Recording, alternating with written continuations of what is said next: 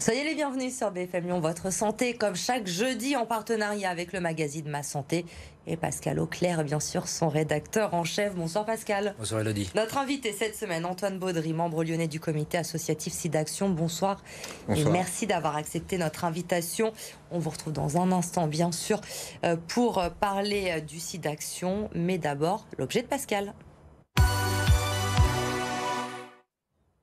Biologique, c'est son nom, c'est le premier purificateur d'intérieur à base de probiotiques.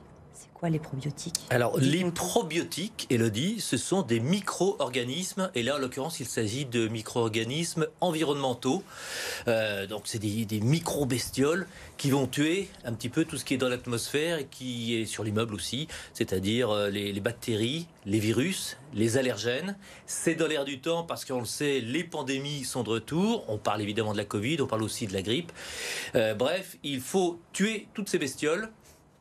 Et je vous ai amené aujourd'hui un sacré tueur de bestioles, donc le premier purificateur d'intérieur à base de probiotiques environnementaux. Ça s'appelle Biologique. Alors voilà, donc je vous le présente rapidement. C'est une petite tour comme ça. Après, vous avez, ça c'est le produit, donc ce sont les probiotiques qui sont dans cette petite fiole. On va mettre les probiotiques et la fiole comme ça. Là-dessus, on visse. Bon, ça, voilà, vous imaginez. Et donc, on branche. Voilà. Et après, donc, ça fait pchit. Et en fait, ça va pulvériser comme une forme de brumisation, en fait, de tous ces probiotiques qui vont donc aller dans l'atmosphère et après se déposer sur l'immeuble, l'électroménager, le sol, etc. Partout où viennent se cacher et viennent se déposer donc les allergènes, les virus et autres petits... il y a quoi, les bactéries aussi, voilà, toutes ces petites choses qui nous rendent la vie impossible. Ça vaut 199 €, ça vient de sortir. C'est une société qui s'appelle Better Air qui a lancé ça. Donc on peut le trouver pour l'instant sur le site Better Air, www.betterair.fr. J'imagine que bientôt ce sera aussi dans le commerce. Il faut savoir aussi que ça, c'est fait pour environ 45 mètres carrés. Donc effectivement, si vous avez plusieurs pièces, vous pourrez peut-être avoir plusieurs biologiques et vous serez en bonne santé avec tout ça. Juste un rappel, selon l'OMS, votre air intérieur est 5 fois plus pollué que celui de l'extérieur. Donc prenez soin de vous, prenez soin de votre atmosphère et mettez biologique. Avec un budget quand même de 100 €, on rappelle quand même... 199. 199 €. L'importance d'aérer aussi. On peut ouvrir nos fenêtres. Évidemment. C'est simple et ça aide aussi, surtout en cette période. Merci Pascal. Ouais, quand il fait 0 degré, quand même un peu de biologique, c'est pas mal aussi. Oui, tout à fait. L'invité de votre santé.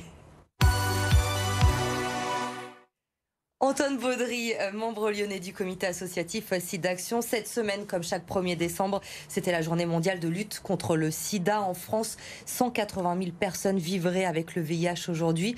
Près de 25 000 l'ignoreraient encore. Il est encore important, donc, aujourd'hui, de sensibiliser. Oui, il est effectivement très important de sensibiliser à cette lutte contre l'épidémie à VIH, qui a été malheureusement complètement éclipsée par la pandémie de la Covid-19, notamment en 2020, où on a constaté une baisse très importante du nombre de dépistages.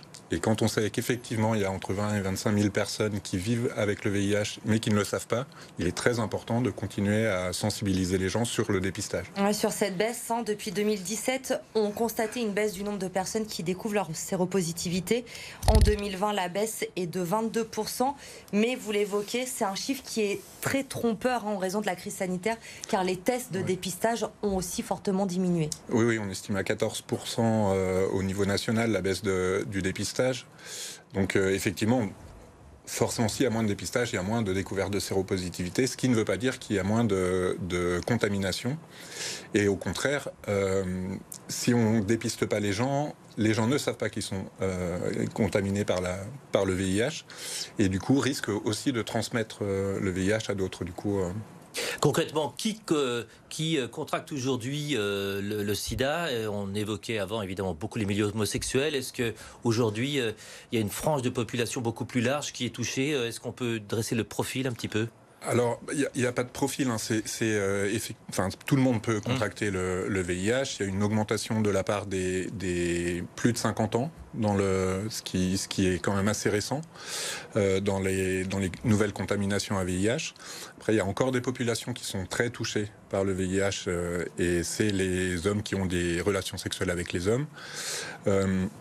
Mais aussi les migrants, et notamment les migrants d'Afrique subsaharienne, qui sont contaminés en France. Et aussi, on va pouvoir avoir des personnes trans, et notamment les femmes trans, qui sont particulièrement touchées, et les travailleuses du sexe, où là, il n'y a pas de chiffres sur les contaminations, mais de toute façon, les contaminations vont quand même en grande partie avec la précarisation des personnes.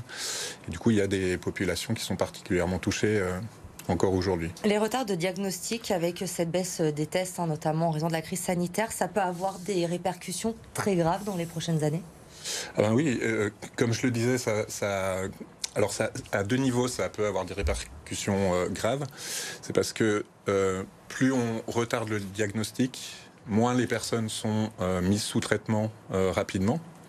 Et du coup, il y a aussi des pertes de chance de garder une bonne santé pour les personnes contaminées. Et effectivement, il y a aussi sur la population générale, une personne qui n'est pas sous traitement. Il faut savoir que les personnes qui sont sous traitement et qui ont une charge virale indétectable ne transmettent pas le virus.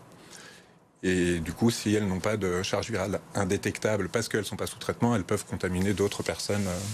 Le virus circule, quoi. Cette semaine, on a reçu une enquête de Opinionway qui indiquait que 56% des étudiants n'utilisaient pas systématiquement un préservatif lors de leur rapport sexuel. Est-ce que c'est un chiffre qui vous surprend ? Est-ce qu'il n'y a pas un gros travail de pédagogie encore à faire ? Effectivement, il y a un gros travail de pédagogie. SIDAction avait demandé une enquête en mars 2021, un sondage à l'IFOP, qui montrait des chiffres aussi, sur les 15-24 ans, qui montrait aussi des chiffres très alarmants par rapport aux jeunes qui ne se sentaient pas bien informés sur le VIH et dont la proportion de jeunes qui déclaraient utiliser systématiquement des préservatifs lors des rapports sexuels était quand même très très faible par rapport aux générations précédentes. Alors justement, en parlant du port du préservatif, cette année, l'association SIDAction a créé un jeu. Il faut retrouver 20 scènes d'amour cultes dans les films ou dans les séries que l'on connaît tous. Mais vous avez rajouté des préservatifs justement sur ces scènes d'amour, puisqu'on le voit malheureusement souvent au cinéma.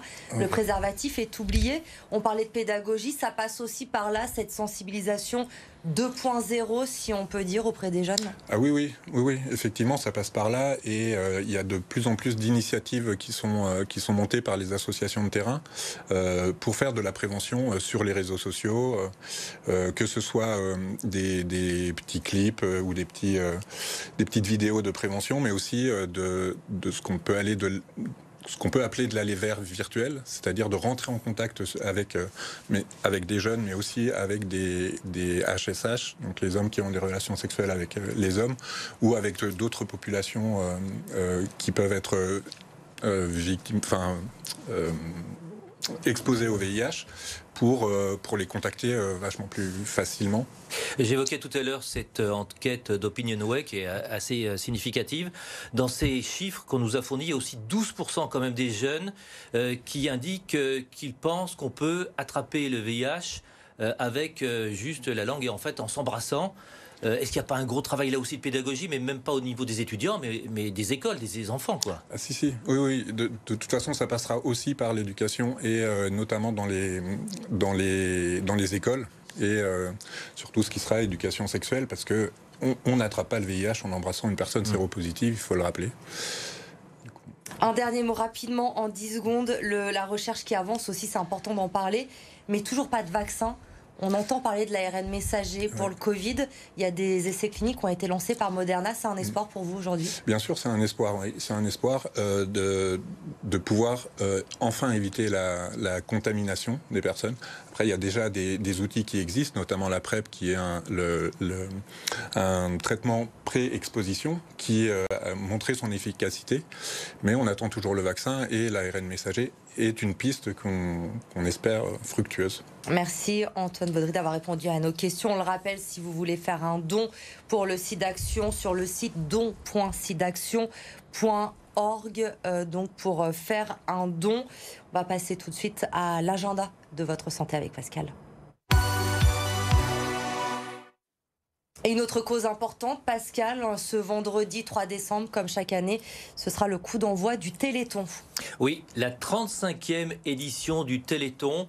On va rappeler que cette opération de grande ampleur va durer donc 2 jours, les 3 et 4 décembre. L'objectif, c'est de recueillir un maximum de fonds pour à la fois la recherche et puis aussi le soutien de toutes les personnes qui sont victimes bien de maladies souvent incurables et de maladies génétiques rares. Bref, il faut donner. Alors, le principe, c'est toujours le même, c'est 30 heures d'émission, c'est 30 heures d'exploits sportifs. Un numéro d'appel gratuit, c'est le 36-37 pour faire des promesses de dons. L'année dernière, il y avait eu 89 millions d'euros de dons qui avaient été récoltés. On va rappeler aussi que 66% des dons qui sont versés sont déductibles d'impôts. Donc finalement, on peut faire une bonne action pour finalement pas grand-chose. Et puis donc pour connaître tous les détails dans votre région, et notamment en version lyonnaise, un site téléthon2021.fr. Merci Pascal. Le 36-37, donc votre santé revient jeudi prochain. Passez une très bonne soirée sur BFM Lyon.